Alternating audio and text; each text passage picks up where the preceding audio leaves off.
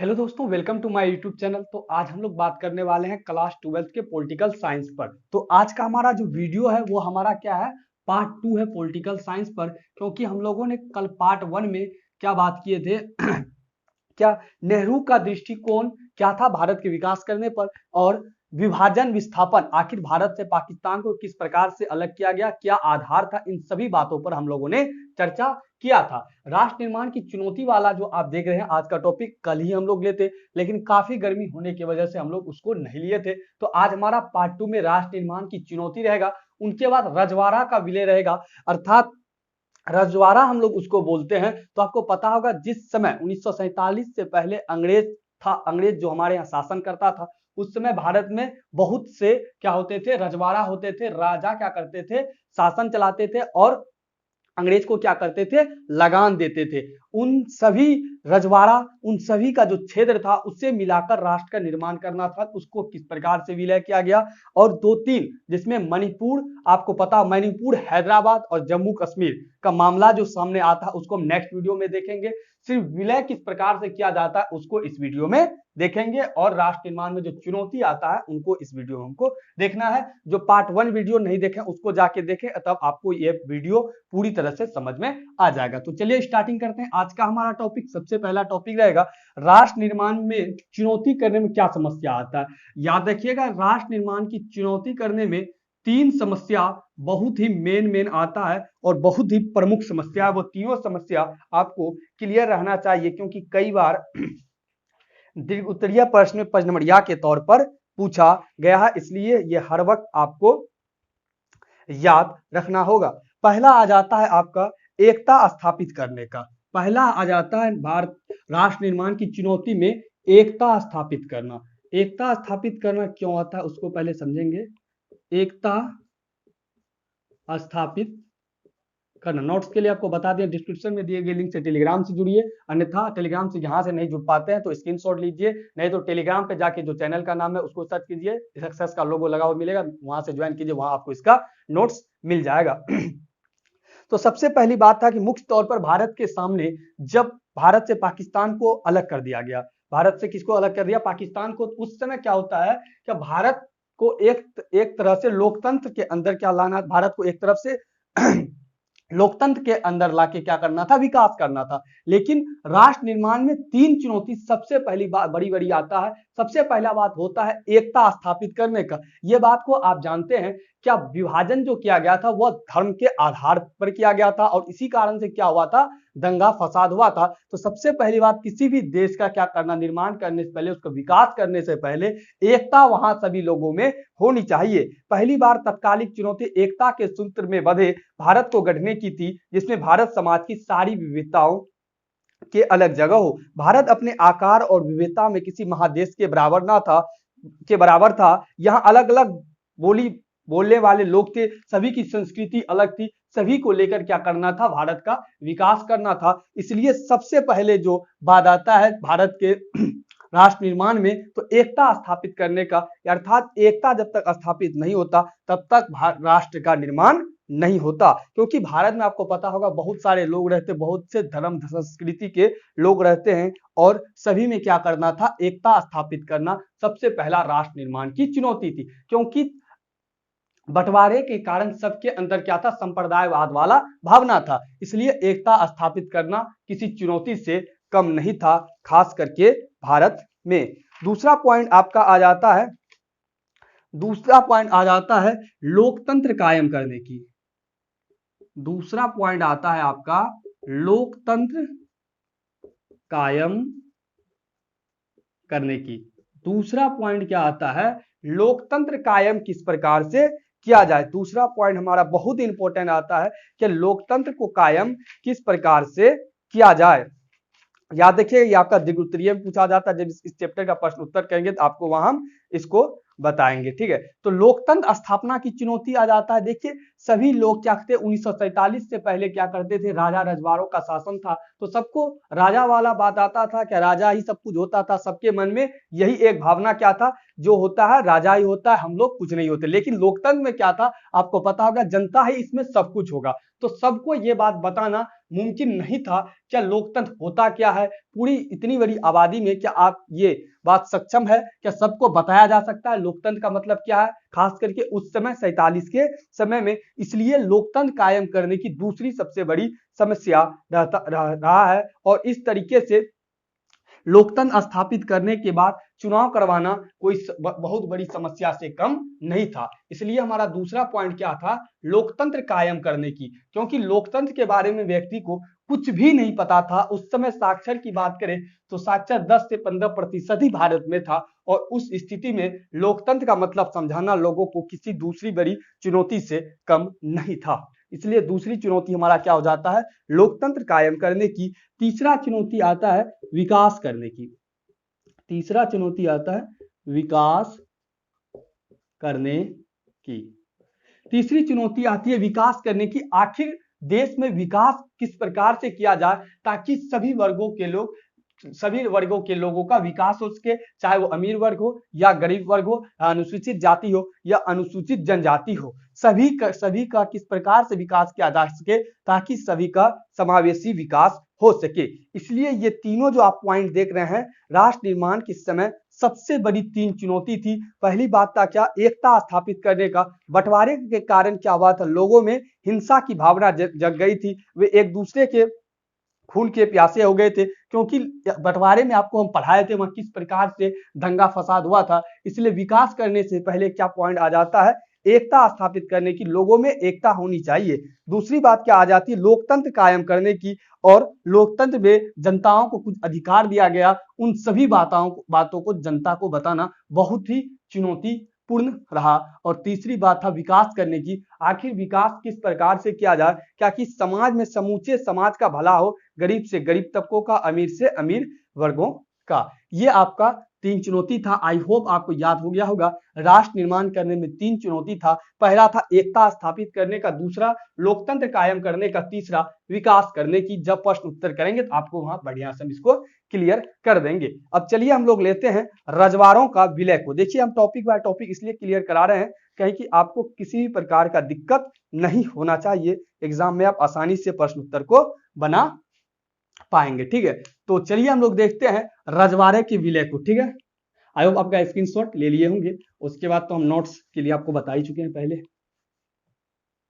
आइए अब देखते हैं रजवाड़ों का विलय। रजवाड़ा क्या होता है आपको हम बता देते हैं।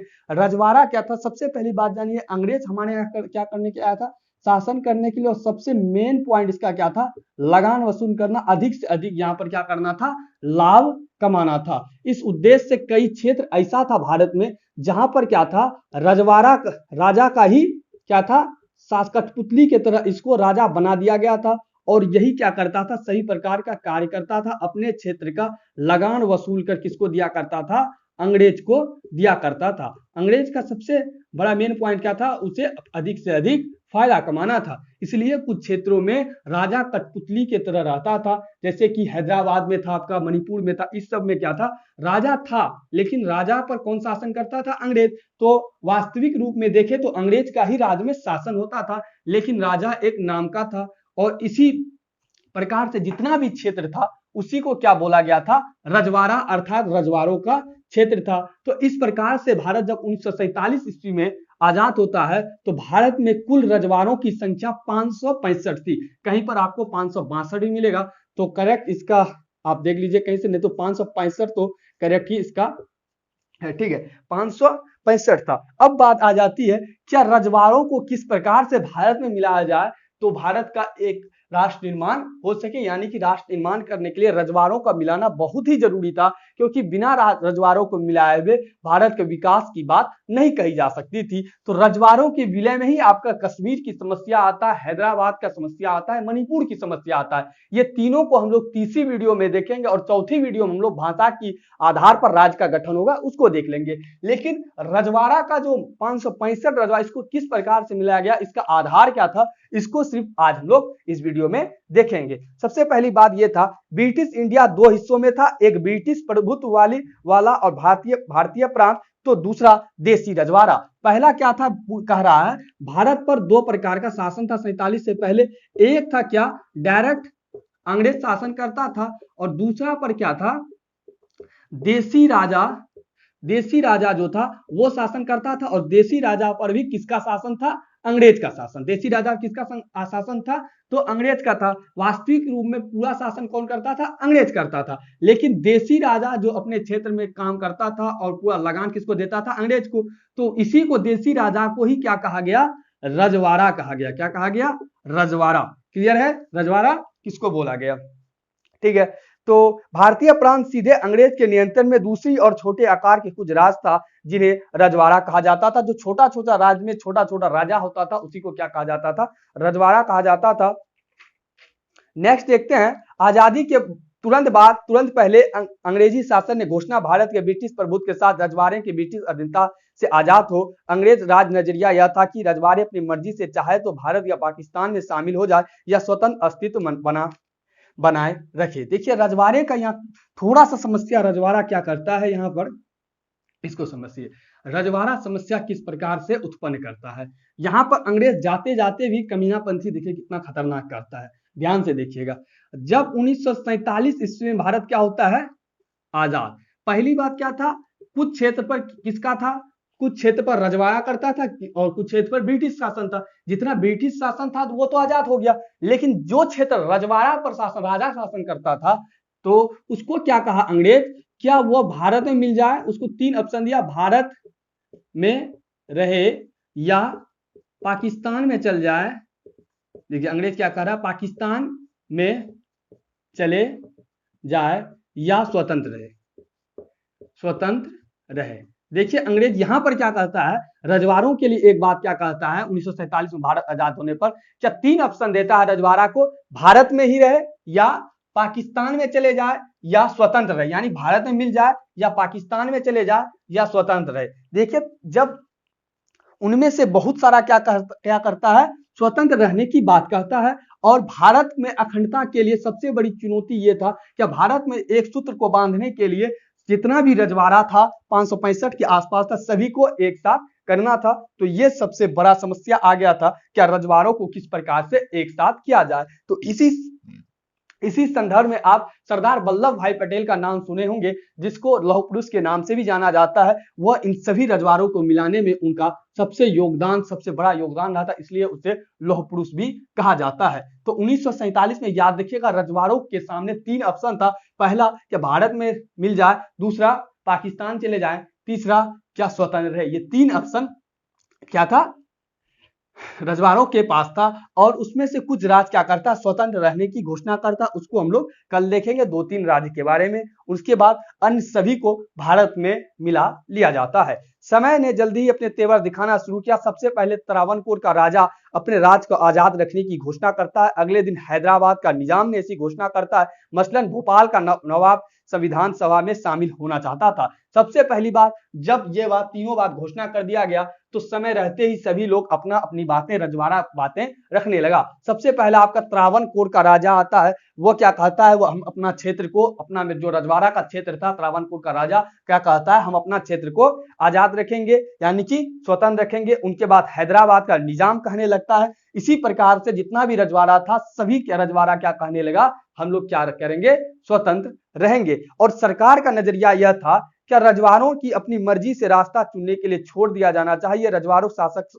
मानने समझाने के लिए सरदार पटेल ऐतिहासिक भूमिका निभाता है और अधिकार राज्य के भारत संघ में शामिल होने के लिए राजी किया। देखिए जब इस प्रकार की बात आता है तो सरदार वल्लभ भाई पटेल सामने आता है, जिनको आप लौह पुरुष के नाम से जानते हैं। 565 राज्य में से अधिकतर राज्यों को वो क्या करता है, भारत में मिला लेता है। 2-3 राज्य जिसको हम लोग मणिपुर, याद रखिएगा, मणिपुर, हैदराबाद, ये दो राज्य मिलने में थोड़ी परेशानी होती है, इसको हम लोग कल देखेंगे। और कश्मीर की समस्या जो बहुत इंपॉर्टेंट पजमड़िया में कई बार पूछा गया है, इसको भी हम लोग कल के लेक्चर में क्लियर करेंगे, याद रखिएगा। ये दोनों भी आपका क्या रहता है, रजवाड़ा रहता है, ये मिलने में बहुत ही ज्यादा परेशानी करता है, इनको हम लोग देखेंगे। तो 1947 ईस्वी में जब भारत आजाद हुआ तो रजवाड़ों के सामने 3 बिंदु था, भारत में रहे, पाकिस्तान में चले जाए या स्वतंत्र रहे। तो उसी समय क्या कहता है, अधिकतर रजवाड़ों को सरदार वल्लभ भाई पटेल के द्वारा क्या कर लिया जाता है, मिला लिया जाता है। और 2-3 राज्य जो बचता है उनको, उनकी समस्या को हम लोग कल देखने वाले हैं। तो आई होप आपको ये समझ में आ गया होगा। क्या रजवाड़ों को विलय के लिए सबसे पहला व्यक्ति कौन सामने आता है, तो वो आपका आता है सरदार वल्लभ भाई पटेल, और अधिकतर राज्यों को ये अपने भारत में मिला लेता है। आई होप आपको ये समझ में आ गया होगा कि रजवाड़ों का विलय क्या था और राष्ट्र निर्माण करने में चुनौतियां क्या थी। राष्ट्र निर्माण चुनौतियां भी आपको हम बता चुके हैं, और रजवाड़ों के मिलाने में और रजवाड़ों को क्या ऑप्शन दिया गया था, भारत में रहे, पाकिस्तान में चले जाए या स्वतंत्र रहे। और इसी के संदर्भ में 2-3 राज्य को हम लोग कल देखने वाले हैं। उसके बाद राज्यों का पुनर्गठन करेंगे भाषा के आधार पर, उनके बाद ये चैप्टर हमारा खत्म हो जाए। और इसका हम लोग 2 वीडियो देखेंगे, वही 20-22 मिनट का रहेगा, खत्म हो जाएगा। आई होप वीडियो आपको अच्छी लगी, वीडियो को लाइक कर दें और वीडियो पर आप एक अवश्य कमेंट करें, ताकि आपको हम नेक्स्ट वीडियो दे सके। तो मिलते हैं नेक्स्ट वीडियो में नेक्स्ट लेक्चर के साथ, तब तक के लिए इजाजत। Thank you all of you, thanks for watching. अगर वीडियो अच्छी लगी 2-4 व्यक्ति के पास आप जरूर शेयर कीजिएगा। तो मिलते हैं नेक्स्ट वीडियो में, तब तक के लिए इजाजत। Thank you all of you.